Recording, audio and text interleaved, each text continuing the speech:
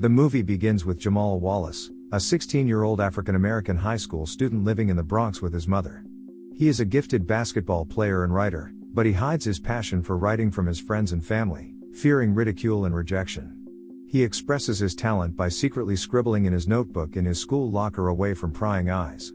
Not even his mother is aware of how bright he is. Only when his school teacher informed her that Jamal tested very well in his mock finals did she realize.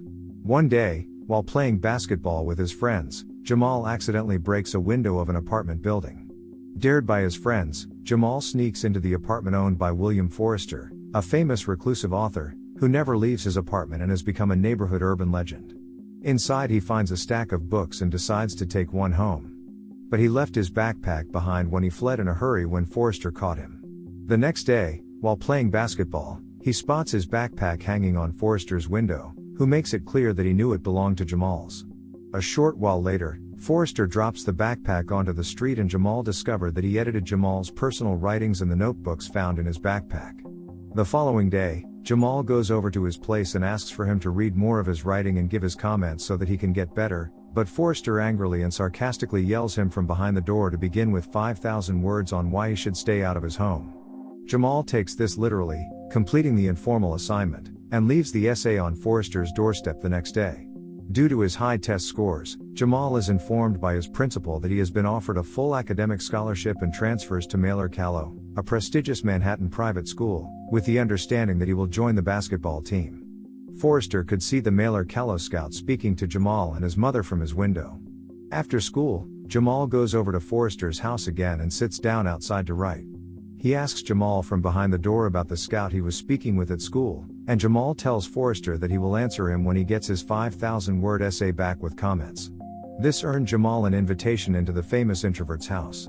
Jamal tells him about the scholarship offer as well as his family background, about how he has an addict for a father, who left the family because he could not get over his addiction.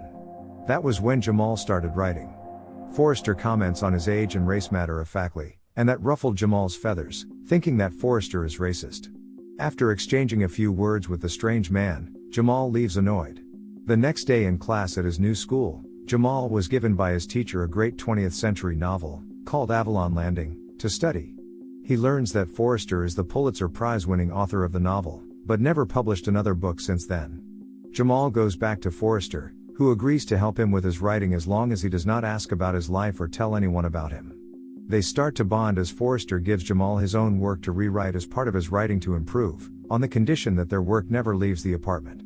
Jamal's writing does get better, but this makes one of his professors at school, Robert Crawford, to suspect him of plagiarism. Outside of class, he befriends a new classmate Claire, and excels on the basketball court, but is alienated from his old friends. One day, Jamal convinces Forrester to come out of the house to attend a game with him at Madison Square Garden. But in the midst of it, they are separated and Forrester, overwhelmed by the crowd, has an anxiety attack. With his brother Terrell's help, Jamal takes Forrester onto the empty field at Yankee Stadium, where an emotional Forrester confided that he often came here with his brother in the past. He tells Jamal about his brother suffering from post-war trauma after returning home from World War II, which formed the basis for his novel, and how Forrester's indirect role in his death, followed by the deaths of their parents, led him to blame himself and became a recluse. Back at school, Crawford is still suspicious of Jamal's talent and forces him to complete his next assignment in his presence as proof that he did not cheat. Crawford became smug when Jamal has writer's block during one of his office writing sessions.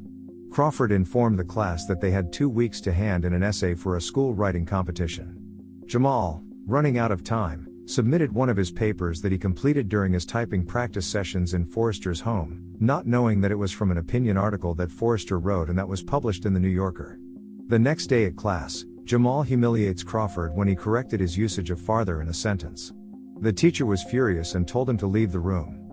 Shortly after, he is called before Crawford and the school board, who reveal that Forrester had published the article upon which Jamal based his essay. Asked to prove he had the author's permission to use his material, Jamal keeps his promise to Forrester to keep their relationship a secret and says nothing.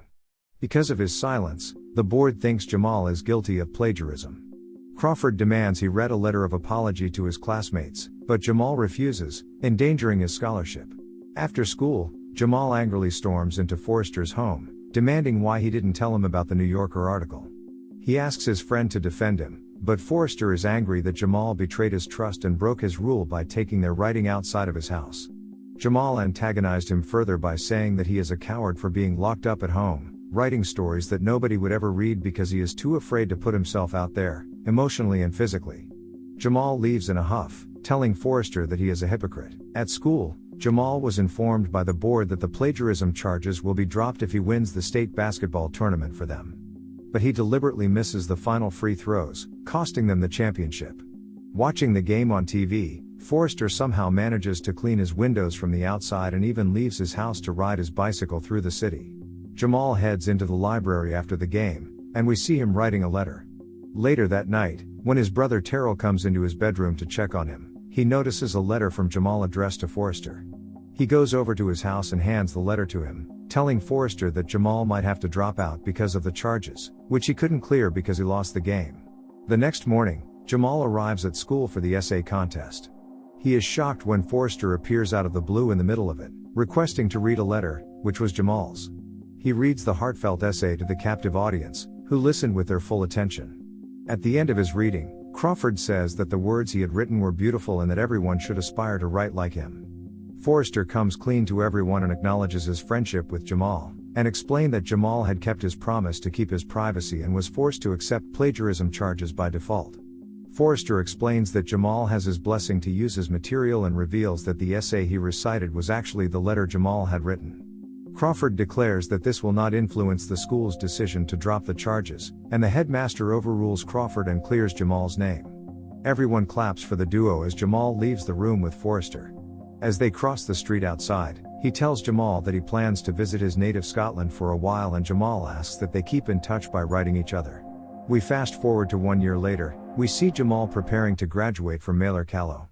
He was called to meet with Sanderson, an attorney, a young Matt Damon, who breaks the news to him that Forrester has died, having been diagnosed with cancer before he met Jamal. Jamal, Terrell and their mom heads over to Forrester's apartment, which he gifted to the boy as an inheritance. We see Jamal reading a letter thanking him for helping him find his desire to live once again. The movie ends with Jamal being given the manuscript of Forrester's second novel, which he will be writing the foreword for. We then see Jamal joining his old friends in a basketball game.